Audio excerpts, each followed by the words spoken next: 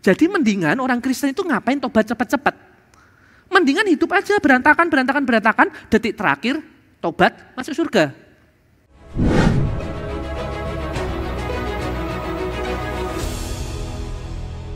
Shalom, shalom. Sungguh bersyukur kita berjumpa di tempat ini setiap minggu. Tuhan berikan kesempatan untuk kita boleh beribadah, terkoneksi dengan Tuhan.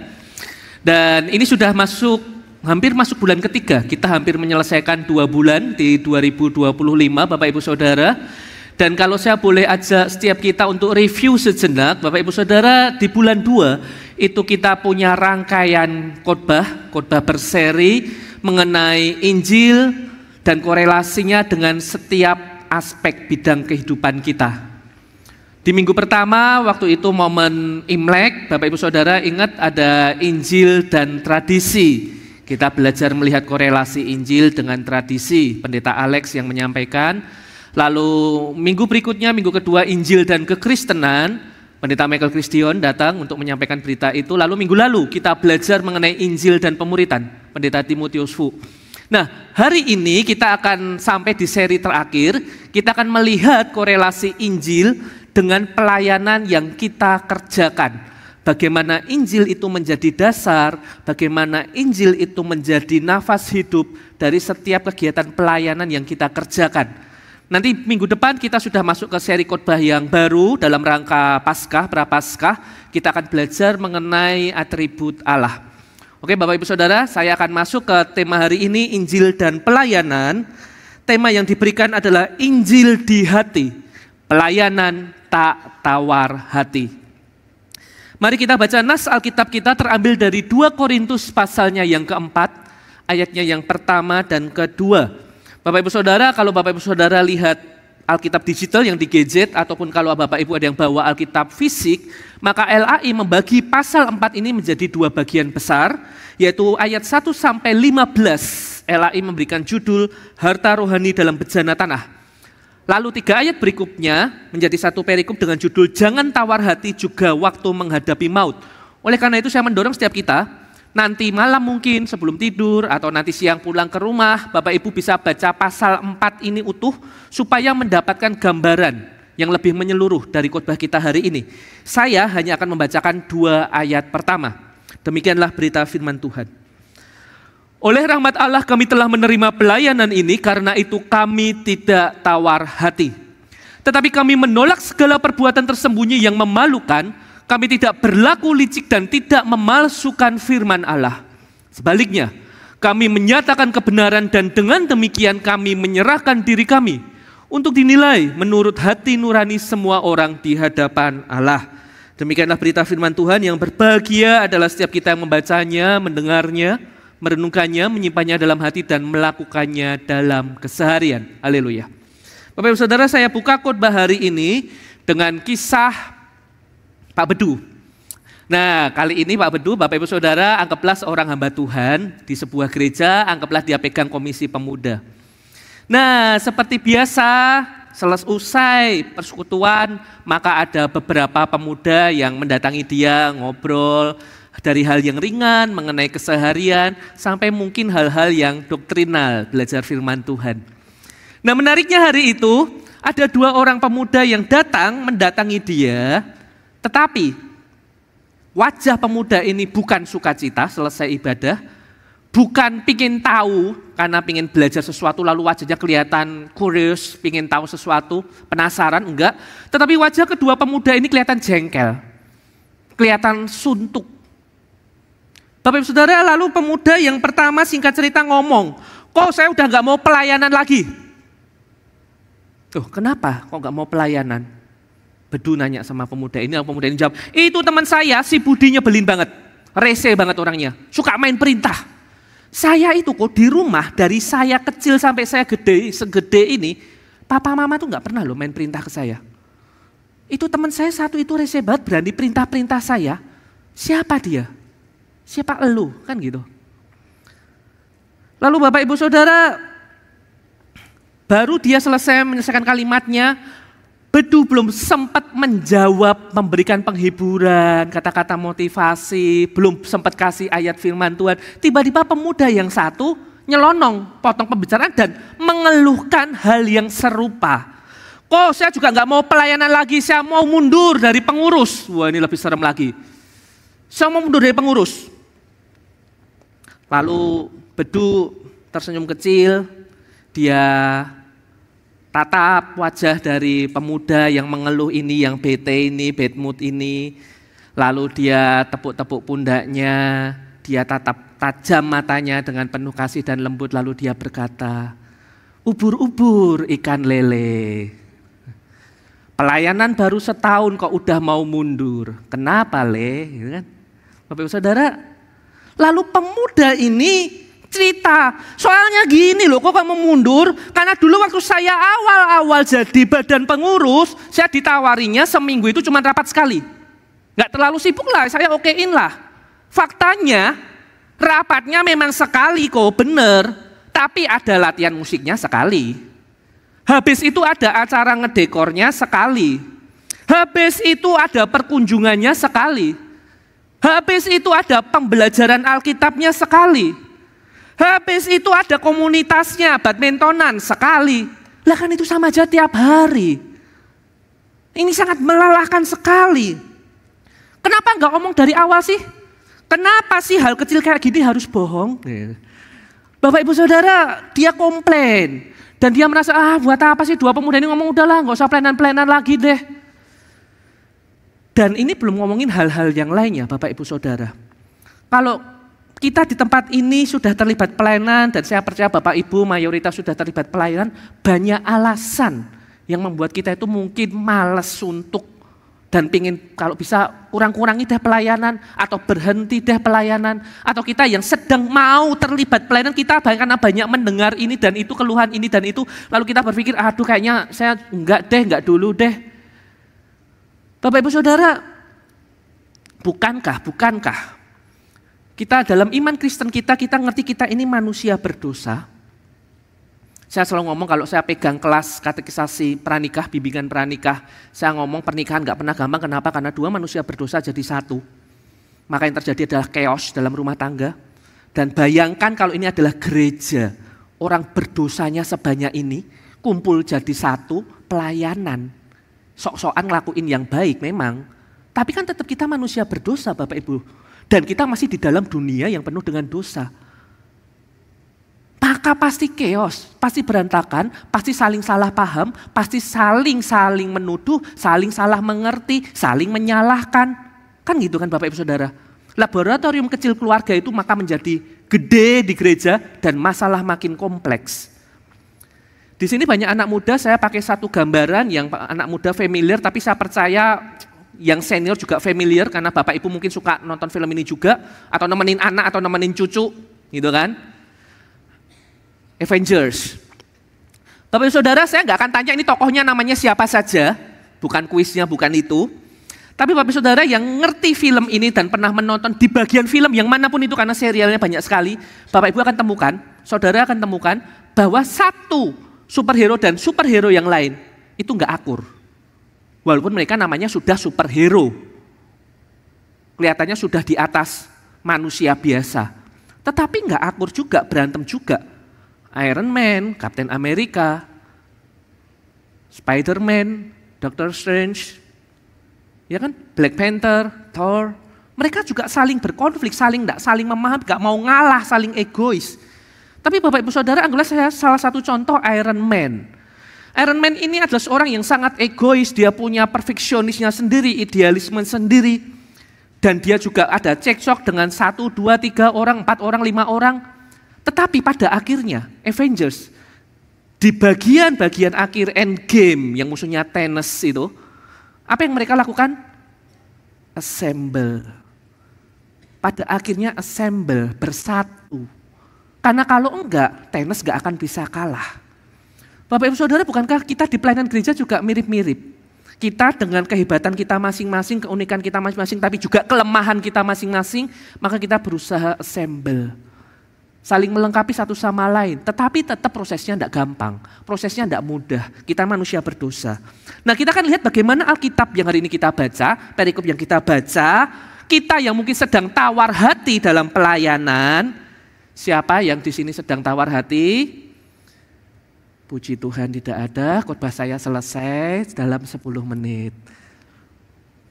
Kita tawar hati, cuman kan sungkan, masa ngaku tawar hati? Nanti dilihat tuh kok udah ke gereja ibadah kok masih tawar hati. Pengurus lagi kok tawar hati. Oh, kirim ke konseling deh, untuk psikolog deh, untuk konseling deh, gitu kan. Berobat deh. Masa sih gitu, ikut kelas pembelajaran Alkitab dulu deh.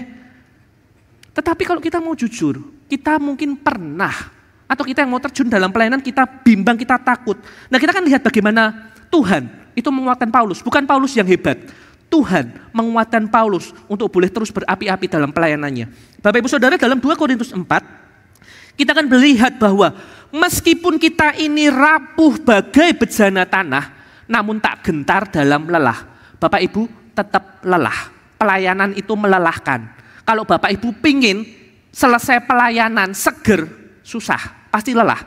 Kalau pingin seger, healing, pergi holiday, itu pulang bisa jadi seger. Gitu. Atau pergi makan coto itu pulang bisa jadi seger. Tapi kalau pelayanan ya lelah, namanya aja melayani. Tapi lihat, karena kuasa Tuhan itu tetap nyata menopang kita di setiap langkah, maka kita dikuatkan. Dan pada akhirnya, biarlah Injil itu merembesi, masuk di setiap sudut-sudut pelayanan yang kita kerjakan, mengalir penuh dengan anugerah. Bapak Ibu Saudara, di ayat pertama dimulai dengan satu frasa, oleh kemurahan Allah kami menerima pelayanan ini. Dan ini adalah frasa yang sangat penting. Bersyukur sekali Paulus dalam pimpinan Tuhan, Roh Kudus menuliskan frasa ini di awal perikop yang kita baca di pasal 4. Oleh karena kemurahan Allah. Kenapa penting? Karena ini adalah why-nya.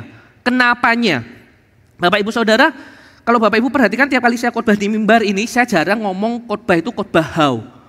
Poin 1, poin 2, poin 3 silakan bawa pulang. Kita harus begini, begini, dan begitu bawa pulang. Kenapa? Kalau Bapak Ibu tahu how-nya, bagaimananya, tapi Bapak Ibu belum ketemu why-nya, Bapak Ibu belum tentu mau melakukan. Benar ya? Dalam keseharian banyak sekali aspek kehidupan kita yang kita ngerti kok how-nya bagaimana. Tapi ya kita langgar kok, kita nggak lakukan. Kenapa? Mungkin kita belum dapat why. Why-nya kenapa? 3 cara menunjukkan perhatian kepada anak atau pasangan. 4 tips berhenti merokok. 5 langkah menyelesaikan pekerjaan dengan waktu yang lebih cepat. Loh, itu semua hal-hal yang baik, itu enggak jelek. Tetapi kalau Bapak Ibu Saudara belum ketemu how-nya, belum ketemu why-nya, cuman tahu how-nya, belum tentu dilakukan. Dan kalau cuman tahu how-nya, 3 langkah, begitu di rumah jalankan 1, 2, 3 dan enggak berhasil, it doesn't work, mentok, ya selesai. Kita bingung. Tapi kalau kita tahu why, maka ketika langkah 1, 2, 3 ini mentok, kita akan berusaha cari cara keempatnya apa. Kita akan berusaha kreatif cari cara kelimanya apa yang sesuai dengan konteks kita. Maka Paulus memulai dengan satu frase, oleh karena kemurahan Allah. Itu dasar pelayanan setiap Bapak dan Ibu Saudara bersama saya mengerjakan pelayanan ini. Jadi mari kita renungkan bersama bagaimana Injil itu mengajar kita untuk boleh terus. Nanti kita akan temukan kata jangan tawar hati itu artinya apa. Untuk menemukan kebenaran sejati dalam pelayanan. Dan untuk mempermudah Bapak Ibu di dalam mengingat poin-poin khotbah hari ini, maka seperti biasa saya bikin singkatan dari kata apa kita hari ini? Tawar hati. Maka tawar ya. Ada 5 poin. Tawar, T-A-W-A-R. Yang T yang pertama adalah tidak tawar hati. Jadi poin 1, 2, 3 T-A-W ini adalah bagian struktur teks dari pasal 4 yang kita baca. Ayat 1-6 ngomongin tidak tawar hati. Kita perlu ngerti dulu maksudnya Paulus apa ketika ngomong tidak tawar hati. Kita akan melihat bagaimana pelayanan Injil yang adalah anugerah Allah, maka baru Paulus akan ngomong, ya nggak boleh tawar hati. Pelayanan yang dikerjakan dengan ketulusan, tidak memalsukan firman dan hanya meninggikan Kristus bukan diri sendiri. Meskipun Injil tersembunyi bagi mereka yang dibutakan oleh ilah zaman ini, terang Kristus tetap bersinar, itu yang pertama. Yang kedua, itu 7-12 kita akan melihat arti dari bejana tanah liat. Karena ini adalah perumpamaan, gambaran yang dipakai Paulus untuk menjelaskan kondisi kita sebagai pelayan-pelayannya Tuhan. Kita diibaratkan sebagai bejana tanah liat yang rapuh tetapi berharga karena kita membawa Injil. Dan Bapak Ibu Saudara, penderitaan yang kita alami sekarang, nanti kita akan belajar lebih dalam, yang diberikan gambaran bejana tanah liat itu nggak akan menghancurkan kita. Kenapa? Karena ada Kristus yang menopang dan memberikan pengharapan. Pengharapannya apa? Di ayat 13 sampai 18. Warisan iman, kebangkitan Kristus yang memberikan kita keberanian untuk kita melayani dan janji kemuliaan yang akan datang. Itu pengharapannya. Nah Bapak Saudara, setelah kita selesai nanti, maka di 2 bagian akhir khotbah kita akan melihat A dan R-nya, Allah yang menopang di tengah kesulitan. Itu kabar baik yang bisa kita bawa pulang untuk kita tidak tawar hati dalam pelayanan. Dan terakhir adalah refleksinya, respons iman dari khotbah hari ini. Oke, kita masuk yang pertama. T yang pertama, tidak tawar hati. Maksudnya apa sih Bapak Ibu Saudara ketika Paulus ngomong tidak tawar hati? Katakan pada kanan kirimu, tidak tawar hati. Nah, sambil dilihat mukanya ada yang tawar hati enggak? Bapak Ibu Saudara, sebelum kita masuk ke analisa kata, saya ingin ajak kita untuk melihat konteksnya dulu. Pasal 4 yang kita baca itu berada di antara 2 pasal, yaitu pasal 3 dan 5. Ya, pelajaran matematikanya bagus. Ya, jadi 4 ini ada di antara 3 dan 5. Nah, kenapa kita perlu melihat ini Bapak Ibu Saudara? Struktur dari 2 Korintus pasal 4 itu ngomongin soal ketahanan dalam penderitaan, dalam pelayanan yang dikerjakan, yang dititipkan oleh Tuhan. Nah, kita yang bisa bertahan dalam penderitaan ini, kenapa? Karena di pasal 3, Paulus ngomongin soal panggilan. Jadi ada kemuliaan Injil di perjanjian baru, jadi perjanjian lama dengan hukum Taurat, itu mulia, itu baik. Tetapi ini semakin mulia di perjanjian baru karena karya kasih Kristus, digenapi oleh kasih Kristus, maka jemaat mula-mula dan jemaat modern saat ini diajak untuk ambil bagian di pasal 4. Tetapi tidak gampang. Nanti kita akan lihat. Karena ini masih sekali lagi di dunia yang berdosa, kita manusia natur dosa. Tapi nanti di pasal 5, kita diberikan pengharapan apa Bapak Ibu Saudara? Kita dimampukan untuk kita ini, memang kita ini gak gampang melayani, tapi ingat ada panggilan dan harapan. Harapannya apa? Kebangkitan Kristus yang memberikan kita keberanian dan pengharapan kekal. Lihat ya, dimulai dari Kristus, tapi juga diakhiri kita dibawa kepada Kristus, bersama dengan Kristus. Nah sekarang kita masuk Bapak Ibu Saudara ke analisa kata. LAI memberikan terjemahan, oleh kemurahan Allah kami telah menerima pelayanan itu, karena itu kami tidak tawar hati. Kalau terjemahan yang kedua yang lebih baru, New Version-nya memakai satu kata rahmat. Jadi ini anugerah Allah, sifatnya vertikal, ada kemampuan dorongan dari Allah yang diberikan. Terjemahan bahasa Indonesia masa kini, terjemahan yang lebih sehari-hari, kata tawar hati di sana dikatakan tidak putus asa. Kita dapat satu frase untuk menjelaskan tawar hati, yaitu tidak putus asa. Nah Bapak Ibu Saudara, kata jangan tawar hati, kalau kita lihat, tadi kan LAI membagi 1 sampai 15, lalu 16 sampai 18.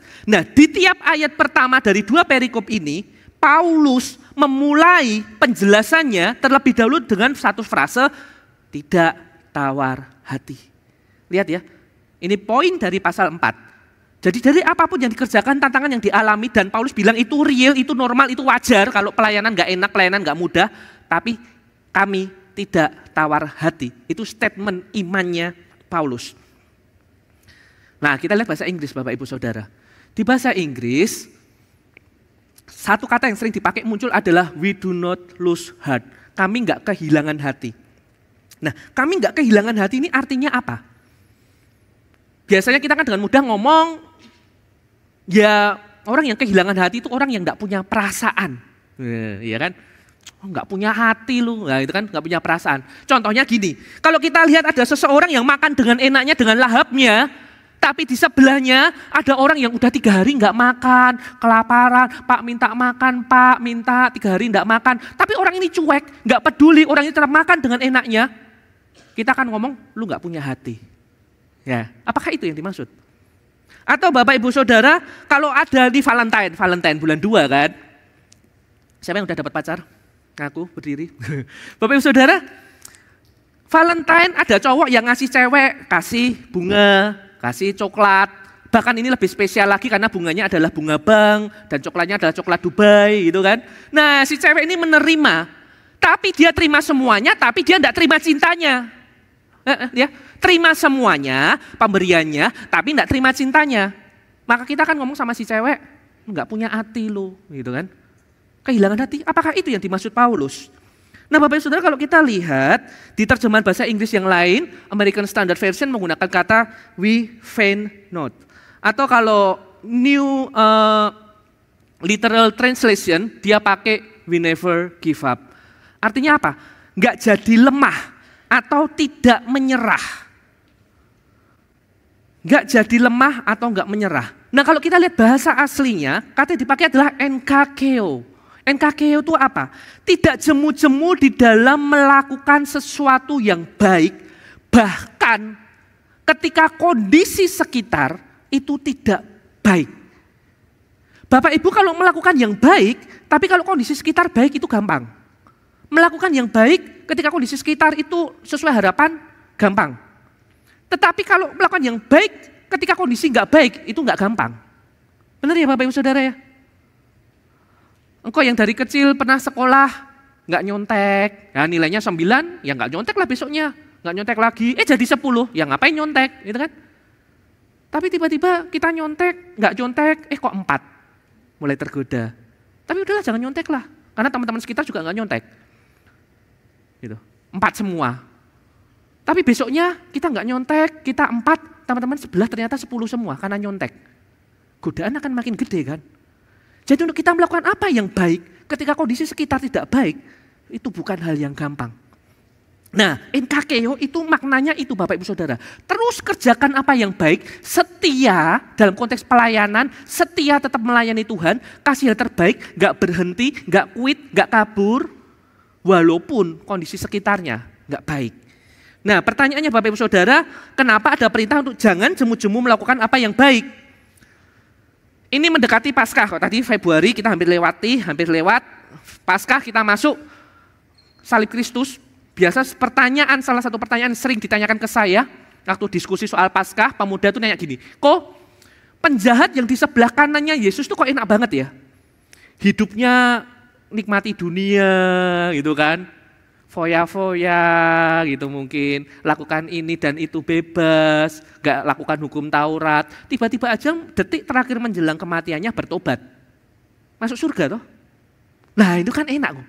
Jadi mendingan orang Kristen itu ngapain tobat cepat-cepat, mendingan hidup aja berantakan, detik terakhir tobat masuk surga. Nah Bapak Ibu Saudara, saya menjawab biasanya dengan 2 cara. Cara paling gampang pertama adalah kita nggak pernah tahu kapan detik terakhirnya. Bener kan? Di planning detik terakhir kan kita nggak tahu. Ya syukur-syukur kalau tahu, tapi kan kalau nggak tahu gimana? Yang kedua, ini yang penting, ini cocok dengan tema kita hari ini. Bapak Ibu Saudara, kalau Tuhan Yesus itu mempertobatkan kita hanya karena Yesus pengen ngasih surga, lah ngapain kita hidup di dunia? Paham enggak? Kalau Yesus mempertobatkan kita, menebus kita, cuman mau demi keselamatan doang, ngapain kita ada di dunia hari ini?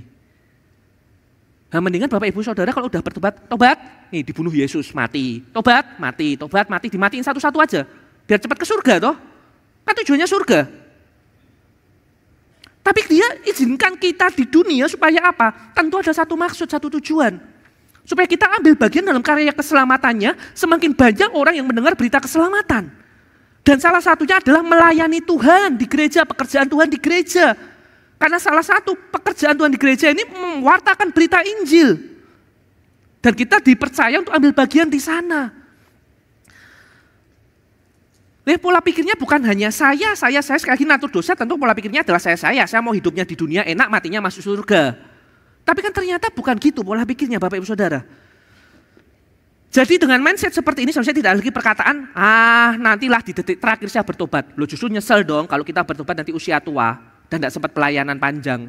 Justru kita senang kalau kita bertobat semakin muda semakin senang. Umur pelayanannya collab sama Tuhan itu semakin panjang, semakin banyak bisa dikerjakan. Dan inilah menjadi kebanggaan Paulus. Ketika bisa mengerjakan apa yang baik bagi nama Yesus, bentuk perwujudan sikap Paulus yang tidak tawar hati. Ini yang membakar Paulus untuk terus setia walaupun hidupnya Paulus tidak gampang. Ayat kedua dikatakan di sana, Paulus menolak segala perbuatan tersembunyi yang memalukan. Jadi kalau kita udah ngerti why-nya, dasarnya oleh karena kemurahan Allah, ini ada caranya Paulus menghidupi pelayanannya. Jadi ada 2 hal, Bapak Ibu Saudara, yang disebut oleh Paulus, perbuatan tersembunyi yang memalukan. Itu apa? Yang pertama adalah kelicikan, yang kedua adalah memalsukan firman Allah. Yang pertama kelicikan itu panorgia, kata ini muncul beberapa kali di Alkitab, salah tiganya adalah yang tertulis di depan. Jadi yang pertama adalah apa? Iblis ketika menghasut Hawa, itu kan untuk kepentingan iblis, bukan untuk kepentingan Hawa. Tapi kata-katanya manis, tapi kepentingannya iblis, kepentingan pribadi. Dia pakai kata itu, kelicikan. Lalu yang kedua, pemimpin Yahudi yang ingin menjebak Yesus dengan pertanyaan. Mereka bukan murni tanya, pingin belajar, pingin kenal siapa Yesus, tapi pingin cari jawaban salah dari Yesus. Kalau sampai kepleset lidah, kata-kata ini akan dipakai untuk menangkap Yesus. Menyalahkan Yesus di depan sidang agama. Nah ini kelicikan. Sebenarnya kepentingannya mereka. Atau para pengajar sesat. Jadi mereka menggunakan ayat-ayat Alkitab, nabi-nabi palsu, pakai ayat Alkitab. Jadi Bapak Ibu Saudara jangan bilang kalau pakai ayat berarti Alkitabiah. Enggak Bapak Ibu Saudara, gitu loh. Permasalahannya bukan pakai ayat atau enggak, karena kalau pakai ayat Alkitabiah, setan menggoda Yesus juga pakai ayat. Apakah setan Alkitabiah? Kan enggak. Jadi apakah ayat itu digunakan tepat, secara tepat, itu problemnya. Ditafsir dan digunakan secara tepat, baru bukan pengajar sesat. Nah, Paulus punya godaan-godaan ini, kalau mau hidupnya enak. Nah, lalu kita bertanya-tanya, kenapa Paulus dibilang hidupnya enggak enak ya? Konteksnya gimana sih? Saya masuk ke poin kedua. Memasukkan firman Allah. Jadi Bapak Ibu Saudara, momen waktu itu adalah Paulus karena memberitakan berita Injil, maka ada orang yang menerima dia, sebagian. Tapi sebagian yang lainnya menolak. Nah, apa yang dilakukan? Pada momen itu, orator-orator Yunani itu biasanya orang-orang yang fleksibel. Di depan kelompok A, dia akan menyampaikan pesan A. Di depan kelompok B, kebenaran, mungkin dari ayat yang sama dia ngomong B. Gitu. Di depan kelompok yang C, dari ayat yang sama dia akan ngomong. Untuk memuaskan pendengar, supaya diterima di sana dan di sini. Tetapi Paulus nggak mau memasukkan firman Allah, dia katakan, walaupun resikonya dia dimusuhi, disalahpahami, atau diserang. Tapi Paulus stay pada kebenarannya. Kebenaran firman Allah yang dia sampaikan. Nah, Bapak Ibu Saudara, ini konteksnya. Ini yang dilakukan oleh Paulus, godaan.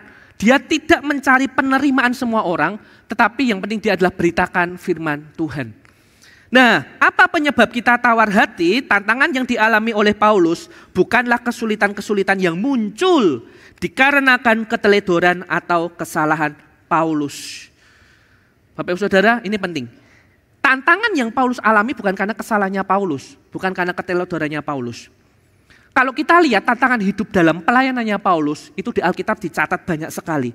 Pasal 4 ayat 8-9, saya bacakan secara cepat. Dalam segala hal kami ditindas namun tidak terjepit.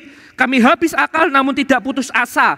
Kami dianiaya namun tidak ditinggalkan sendirian. Kami dihempaskan namun tidak binasa. Belum cukup, ada pasal 11 ayat 23-28. Apakah mereka pelayan Kristus? Aku berkata seperti orang gila, aku lebih lagi. Aku lebih banyak berjerih lelah, lebih sering di dalam penjara, didera di luar batas, kerap kali dalam bahaya maut. 5 kali aku disesah orang Yahudi, setiap kali 40 kurang 1 pukulan. 3 kali aku didera, 1 kali aku dilempari dengan batu, 3 kali mengalami karam kapal, sehari semalam aku terkatung-katung di tengah laut. Dalam perjalananku aku sering diancam bahaya banjir dan bahaya penyamun, bahaya dari pihak-pihak orang-orang Yahudi dan dari pihak orang-orang bukan Yahudi, bahaya di kota, bahaya di padang gurun, bahaya di tengah laut, dan bahaya dari pihak saudara-saudara palsu. Saya aja bacanya capek Bapak Ibu Saudara. Belum selesai. Aku banyak berjerih lelah dan bekerja berat, kerap kali aku tidak tidur, aku lapar dan dahaga, kerap kali aku berpuasa kedinginan dan tanpa pakaian, dan dengan tidak menyebut banyak hal lain lagi. Urusanku berhari-hari yaitu untuk memelihara semua jemaat-jemaat. Kalau Bapak Ibu Saudara, Paulus punya alasan buat berhenti pelayanan, dia punya banyak banget alasan, dan itu semua alasan kuat. Kayaknya kita nggak ada seberat Paulus deh. Ini belum ngomongin Yesus loh, saya belum masuk ke Yesusnya, baru ngomongin Paulusnya Bapak Ibu Saudara. Tapi Paulus mau ngomong, oleh karena kemurahan Allah, saya kerjakan pelayanan ini. Walaupun punya banyak alasan untuk berhenti, quit. Bagaimana dengan kita? Kalau kita mundur dari pelayanan, penyebabnya apa? Bapak Ibu Saudara, saya beberapa kali berbicara dengan orang yang senior. Sekali lagi saya sangat apresiasi jemaat senior. Gereja dimanapun itu selalu ada karena Tuhan dong. karena Tuhan. Tapi Tuhan pakai orang-orang senior yang udah ada lebih dahulu sebelum kita, iya kan? Tetapi saya temukan banyak kadang-kala orang senior itu pensiun dini. Emeritusnya kecepatan gitu loh, belum saatnya emeritus. Emeritus itu kan dari Tuhan, iya kan? Atau kalau secara organisasi gereja yang menentukan. Tapi seringkali kita putuskan diri kita sendiri. Aduh jangan deh, udah deh, ini kan zamannya anak muda. Eranya mereka lah, masanya saya sudah lewat lah. Loh, masanya lewat di gereja tapi di luar sana di dunia kerja masih produktif, masih jadi berkat, masih jadi pemimpin-pemimpin di luar sana. Nah Bapak Ibu Saudara, apa benar begitu loh? Kalau benar gitu nggak apa-apa. Tapi apa benar? Atau berhala kenyamanan? Ada trauma, ada luka, ada kepahitan, ada kelelahan. Ketika dulu waktu muda sudah habis-habisan melayani. Gitu. Kenapa yang muda habis-habisan melayani? Karena yang tua pada waktu itu saya juga pensiun dini. Nah sekarang itu berputar terus. Kita yang sekarang habis-habisan, kalau ada yang muda, nanti kita juga pensiun dini. Supaya yang muda habis-habisan, kan gitu lingkaran setannya. Tapi Bapak Saudara jangan-jangan itu berhala kita nih, berhala kenyamanan ini. Itu yang dewasa. Bagaimana dengan yang muda? Di Google banyak tulisan yang menyebut generasi ini, generasi Z mayoritas adalah generasi stroberi. Lembek gitu kan, kalau durian itu kan keras dan tajam gitu kan. Nah ini generasi stroberi, lembek. Jadi sedikit-sedikit nyerah, sedikit-sedikit quit, lari, meninggalkan. Entah itu di pekerjaan, entah itu di kampus, entah itu di gereja sampean. Kita kena, yang muda-muda tuh kena tuduhan itu gitu kan. Saya pakai kata kita gitu ya, biar saya juga kayak Gen Z gitu. Nah kita dapat tuduhan itu deh gitu loh. Oh saya sudah gak mau singer lagi deh. Loh baru 1-2 kali loh. Tapi udah deh, kayaknya bukan passion saya deh. Loh, tahu dari mana? Baru 1-2 kali. Dikit-dikit ini bukan passion saya, dikit-dikit ini bukan gue banget deh, gitu kan. Tapi kok saya ini introvert? Lalu kita menolak organisasi, kita menolak berkomunikasi, berorganisasi. Kok, tapi kan saya ini Aries. Apa urusannya Aries sama pelayanan? Tapi saya ular kayu loh kok. Lah apa urusannya? Kita cari segala macam alasan yang dapat membenarkan kita supaya jangan terlibat pelayanan. Tapi sesungguhnya itu berhala kenyamanan. Jangan sampai saya terluka nih, jangan sampai saya kesenggol nih. Alasan lain apa? Karena disalahpahami? Pernah diomelin? Pernah gak berpikir Bapak Ibu Saudara apa penyebab kita kena omel? Jadi jangan ngomong gini loh, ini kan namanya gereja, kalau negur ya dengan kasih dong, dengan lemah lembut dong. Loh, tapi pernah berpikir enggak? Mungkin dulu kita pernah pelayanan yang membuat kita sekarang enggak mau pelayanan, kita kapok nih loh. Kita ada salah enggak? Jangan-jangan kita memang ada salah. Pelayanan kita amburadul, lalu kita kena omel. Lalu kita berkata, wah itu saya pernah pelayanan itu enggak enak ya. Itu salibnya harganya terlalu mahal, sepikul salibnya terlalu berat. Loh, salib dari mana? Kok pelayanan gak beres, selalu kena omel, kenapa bilang salib? Seringkali kita pakai istilah-istilah salib yang gak pas. Gitu. Hidup saya miskin, saya gak ada duit, gak ada pekerjaan, ini salibnya saya. Loh salib dari mana? Kok dulu muda gak pernah belajar? Kok belajar bekerja juga gak sungguh-sungguh? Saya kena kolesterol, asam urat, ini saya lagi ngomong sama diri saya sendiri kayaknya nih. Gitu kan? Ini salib, saya sakit-sakitan salib yang saya pikul. Loh salibnya siapa? Lah makan gak dijaga kok. Yesus itu pikul salib bukan salahnya Yesus, salahnya kita. Yesus benar. Nah kalau kita ngomong kita pikul salib, pelayanan disalah mengerti, pelayanan ini dikoreksi, pelayanan loh. Lah kita jangan-jangan nggak beres. Nah Bapak Ibu Saudara, mari kita lihat hidup kita, bagaimana kita menjalani pelayanan kita. Itu poin yang pertama, T, gitu kan? Nah ini bagian production udah deg-degan, di atas deg-degan semua karena baru poin T, poin pertama kok waktunya tinggal 5 menit gitu kan. Nah Bapak Ibu Saudara, yang poin kedua, A, arti dari bejana tanah liat. Paulus memberikan gambaran itu bejana tanah liat untuk menggambarkan kita yang sedang melayani di dunia. Kita menjalani hidup kita di dunia itu bejana tanah liat.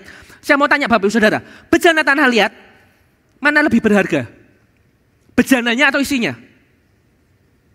Ini bukan gambar popcorn, bukan gambar kacang, jangan salah. Ini gambar biji-biji emas.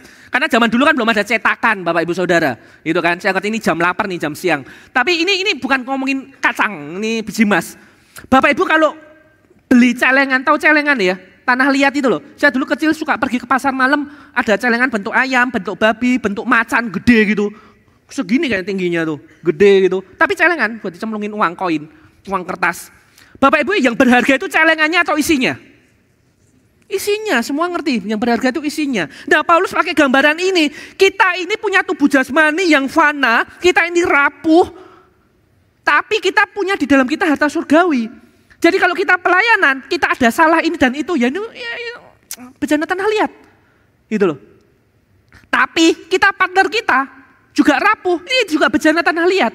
Tetapi di dalam kita dan partner kita ada Roh Kudus gitu kan, yang mengisi kita gitu loh. Makanya Yeremia 18 pakai gambaran bejana tanah liat di tangan Tuhan. Dia membentuk kita, dia pejunan, dan dia ada di dalam kita. Jadi Bapak Saudara, kalau kita terima panggilan Allah oleh karena kemuliaan Allah, jangan pernah berpikir kita tuh sedang berjalan di tengah taman bunga yang bunganya warna-warni, langitnya biru cerah, lalu angin bertiup sepoi-sepoi, lalu ada burung yang berterbangan, kiut-kiut burungnya gitu. Jangan seperti itu bayangannya. Sekali lagi, engkau dan saya manusia berdosa lagi belajar melakukan yang baik, melayani. Berantakan, yes, ini bejana tanah liat. Ya. Bapak Ibu Saudara, saya masuk ke poin ketiga, warisan iman dan kemuliaan yang akan datang. Ini pengharapan kita yang bejana tanah liat ini supaya kita bisa tetap setia itu apa? Timothy Keller ngomong gini Bapak Ibu Saudara, Anda tidak dapat mengatakan bahwa Anda mencintai Yesus tapi tidak peduli terhadap gerejanya. Jika Anda mengasihi Kristus, Anda akan mengasihi tubuhnya dan ingin menjadi bagian darinya. Kita diselamatkan secara individual, satu persatu, bertobat, terima Yesus, bertobat, terima Yesus, selamat. Tapi kan bukan, oh yang penting saya sudah terima Yesus, maka saya hari Minggu ke gereja, ya saya duduk menikmati nyanyiannya, saya sedih dihiburkan, kalau saya sakit disembuhkan, kalau saya miskin dikayakan, pokoknya individu aja gitu. Dikuatkan, bimbang. Tapi I don't care dengan kanan kiri kita, I don't care dengan pekerjaan Tuhan.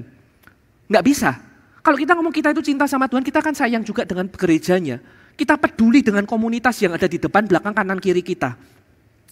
Suami yang berkata mengasihi istri, istri berkata mengasihi suami, orang tua berkata mengasihi anak, anak berkata mengasihi orang tua. Nggak cuma sekedar ngomong, dia akan cari cara bagaimana itu terlibat gitu, di dalam pekerjaan di rumah itu. John Stott ngomong gereja adalah komunitas Kristus dan tidak ada kehidupan Kristen yang sehat tanpa keterikatan dalam tubuhnya. Kekristenan yang individualistis bukanlah kekristenan perjanjian baru. Bapak Ibu Saudara, kita ini umat tebusan Tuhan. Sekali lagi, ditebusnya individual. Tetapi kita diminta untuk jalani hidup secara komunal. Makanya celebration. Hari Minggu kita ibadah bareng. Merayakannya bareng. Di sini kita saling menguatkan satu sama lain. Bersukacita satu sama lain. Mendorong dalam perbuatan baik satu sama lain. Poin yang keempat, Bapak Ibu kalau lihat pemusik masuk ini kan berita anugerah buat Bapak Ibu. Poin keempat adalah Allah yang menopang di tengah kesulitan. Kita bejana tanah liat rapuh, yes. Pengharapannya kekal, pengharapan ini memberikan kita, ya ini sukar tapi aku bertahan. Bapak Ibu, pilih mana? Angkat beban 50 kilo 1 jam atau angkat beban 10 kilo 5 jam. Mayoritas akan bilang saya pilih 50 kilo sekalian tapi 1 jam aja. Secara psikologi kita akan memilih itu. Karena kalau 10 kilo 5 jam itu pegelnya luar biasa. Jadi kesukaran ini berat. Tetapi ini tuh tidak sebanding dengan kemuliaan kehidupan kekal tuh loh. Ya paham ya? Hidup kita tuh hanya sementara. Saya ngerti Bapak Ibu mungkin tekanan hidupnya berat sekali. Enggak cuma pelayanan di rumah, di kantor, di kampus, di sekolah. Tapi ayo bertahan. Ini enggak sebanding dengan kemuliaan kekalnya nanti. Dan berita anugerahnya adalah kita enggak sendirian kok. Ada Allah yang menopang kita. Pengharapan dalam Kristus, meskipun tubuh fisiknya lemah karena penderitaan, Paulus terus diperbarui secara rohani oleh Tuhan. Ini rumus pertamanya, ini how-nya. Terkoneksi terus. Kayak handphone itu toh, kalau mulai ngehang kan kita kalibrasi, reload terus, di restart. Nah ini perlunya kita, terkoneksi terus dengan Tuhan. Yang kedua, Paulus melihat bahwa penderitaan bersifat sementara tapi ada kemuliaan kekal yang jauh lebih besar, penjelasan saya yang tadi. Maka saya masuk ke konklusi dari khotbah ini Bapak Saudara, kita ngerti kita ini manusia berdosa yang memperoleh penebusan Kristus dan tidak berhenti di sana, oleh kemurahan Allah, Dia mempercayakan pekerjaan untuk kita kerjakan termasuk di gereja. Melayani pekerjaan Tuhan. Ya, Injil dan pelayanan. Maka karena Injil, kita memiliki tujuan yang jelas dalam pelayanan, bukan hanya rutinitas semata. Kita dapat melayani dengan sukacita, bukan beban. Bapak Ibu, kita jadi ngerti pelayanan itu panggilan. Bukan panggilannya majelis yang manggil kita, tapi panggilan dari Tuhan untuk kita boleh terlibat. Keller ngomong gini, karena Injil itu bukan soal performanya kita, tetapi karya Kristus. Maka kita dapat melayani tanpa kita takut berbuat salah. Udah diselesaikan Kristus di kayu salib. Kita nggak ambil bagian dalam pelayanan karena mencari pengakuan, Bapak Ibu Saudara. Kita melayani untuk kemuliaan Tuhan, bukan mencari pujian manusia. Jadi kalau pelayanan engkau disalahpahami, engkau nggak dapat pujian, ya nggak masalah. Bukan itu kebutuhan kita. Kita pelayanan karena panggilan. Yang kedua, kita tidak putus asa meskipun menghadapi kesulitan. Kita percaya Tuhan bekerja melalui setiap proses pelayanan kita. Keller ngomong lagi, jika identitas kita itu di dalam Injil, maka ketika kita melayani dan segala sesuatunya chaos, segala sesuatunya berantakan, gak sesuai rencana kita, itu gak akan menghancurkan kita. Karena kita masih punya pengharapan. Karena Injil maka kita bertahan dalam pelayanan sekalipun tidak mudah. Kenapa kok bisa? Itu loh, kita punya pengharapan. Maka kita masuk di poin yang ketiga. Karena Injil kita dapat mengerti bahwa melayani Tuhan bukan tentang seberapa kuat kita, tapi seberapa kita bersandar pada Tuhan. Itu sumber kekuatan yang sejati. Tuhan dapat memakai pelayanan yang kita ambil untuk membentuk kita, membuat kita bertumbuh dalam karakter Kristus. Kita ini bejana tanah liat. Jangan berharap jadi bejana logam. Jangan berharap jadi bejana perunggu, bejana perak, apalagi bejana emas. Bejana tanah liat. Alkitab bilang. Tetapi di dalam kita, engkau dan saya, ada harta surgawi. Maka kita masuk di poin kelima. Saya tahu Bapak Ibu Saudara semakin senang karena singernya udah mulai masuk lagi. Sekarang tundukkan kepala. Di posisi mana Bapak, Ibu, dan Saudara ada sekarang? Kita di posisi yang sudah berhenti, quit Tuhan, capek lelah, pelayanan itu sudah 5 tahun yang lalu, 10 tahun yang lalu, 20 tahun yang lalu, udah. Sekarang waktunya saya cari cuan lah, sekarang waktunya saya holiday lah, waktunya saya gendong cucu lah, main sama anak lah. Agenda siapa itu? Tuhan gak pernah emeritusin kita, gak pernah pensiun kita. Tuhan masih mau pakai kita. Kecuali kita tahu clear, memang Tuhan bilang stop. Tapi jangan stop itu dari kita. Tapi sakit, capek, traumatik. Yuk datang sama Tuhan. Datang sama Tuhan. Kita yang sekarang di posisi sedang melayani, tawar Tuhan, tawar. Tuhan mau bilang, ayo tetap kasih yang terbaik. Tetap kasih yang terbaik. Kita yang di posisi mau melayani tapi takut, Tuhan bisa enggak ya? Ntar kalau aku disakiti gimana? Tuhan mau beresin konsep diri kita. Identitas kita itu di dalam Injil. Bukan karena omongan, bukan karena evaluasi. Bapak Ibu Saudara, seolah-olah Tuhan tuh bayangin kalau di depan Bapak Ibu Saudara dengan segala keluhan tadi, dia tuh cuma mau ngomong gini. Kau lihat Via Dolorosa, lihat salib Kristus. Kau disalahpahami, aku pernah. Kau disalah mengerti, aku pernah. Kau difitnah, aku pernah. Kau dihina, direndahkan, diolok-olok, dicaci maki, padahal bukan itu yang kau perbuat. Aku pun pernah. Bahkan aku pernah diludahi. Aku pernah didera, disiksa, dicambuk. Sampai bahkan wajahku pun Alkitab tulis kalian gak bisa kenali. Aku pernah. Bapak Ibu, kayaknya kita gak sampai diludahi deh. Dan kita belum berdarah-darah. Tapi Tuhan mau ngomong, tapi kau lelah, wajar. Ini memang pelayanan, melayani pasti lelah. Tapi Tuhan ngomong, akulah gembala yang baik, look at me. Yuk datang padaku. Saudaraku, datang pada Tuhan.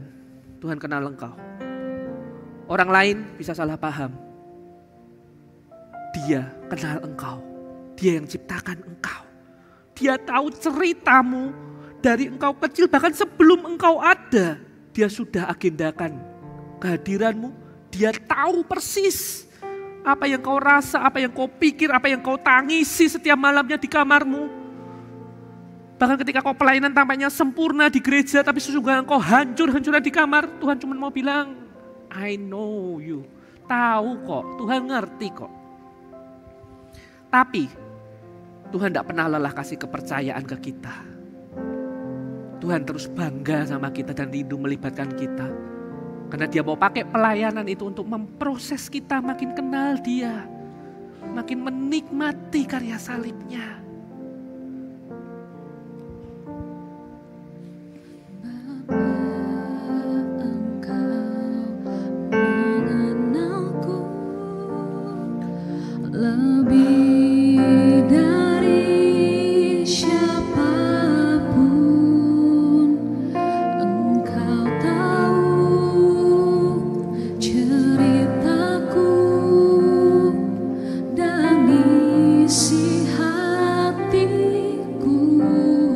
Berarti kita sempurna, kita tetap jelek.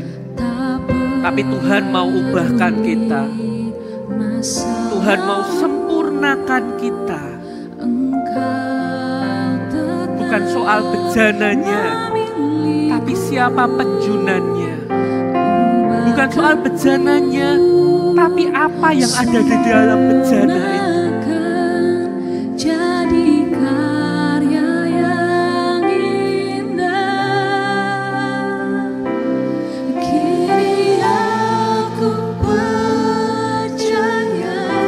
Sekalipun kami salah mengerti, orang lain gak percaya sama kami, orang lain meremehkan kami, dan itu membuat kami tawar hati. Satu hal yang kami percaya, Tuhan adalah Tuhan yang menciptakan kami indah, imago Dei, serupa dan segambar denganmu. Tuhan yang selalu berharap yang baik. Mari jemaat kita bangkit berdiri, kita naikkan pujian ini.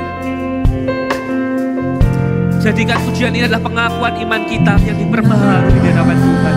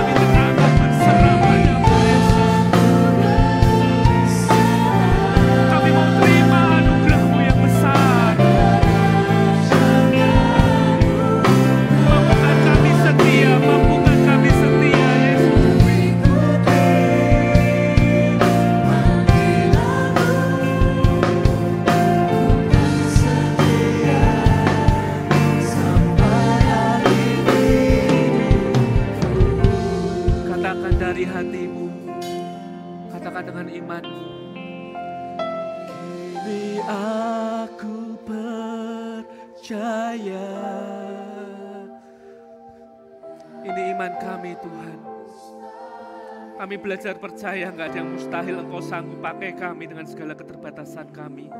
Engkau akan upgrade kami, perlengkapi kami untuk boleh terus memberi yang terbaik.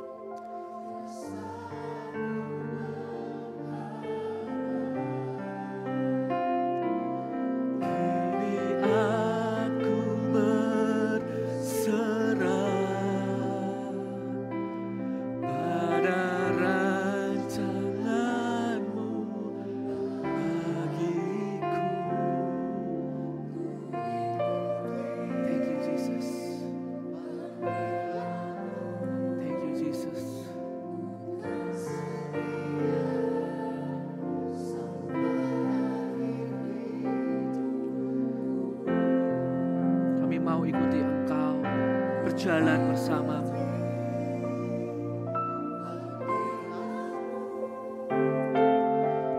Ku kan setia sampai akhir hidupku.